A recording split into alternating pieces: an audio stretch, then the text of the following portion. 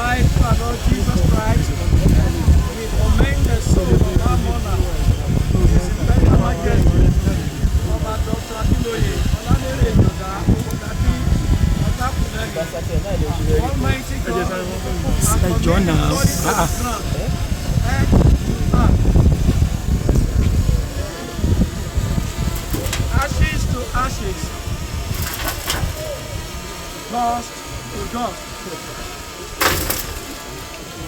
May the Lord bless him and keep him. The Lord make his face shine upon him and be gracious to him.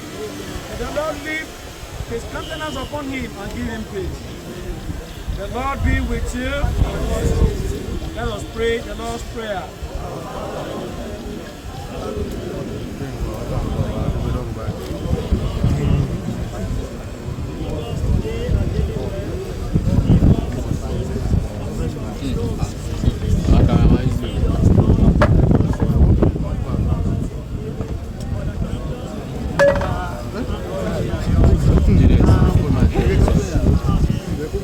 God give our monarch His Imperial Majesty, Ọba Dr. Akinloye, Olalere Ijoda, Ogunlabi, Otakunleye, eternal rest. May the soul and all those that died in the Lord rest in perfect peace.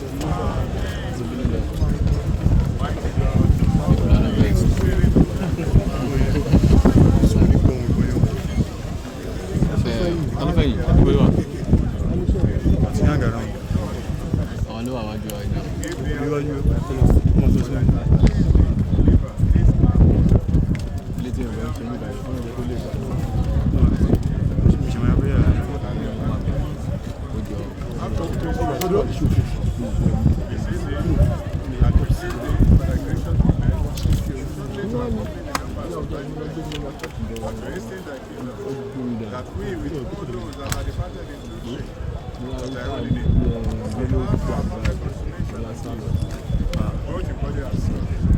That eternal and everlasting glory through Jesus Christ.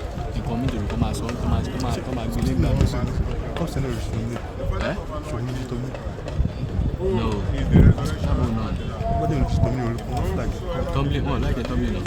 Oh, like a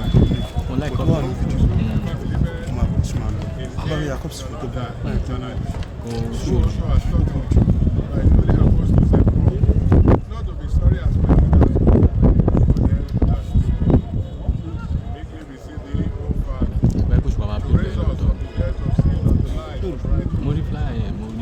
If that when we shall depart this world, we may rest in him, as our hope is in him, our Father does, and that at the general resurrection of the last day,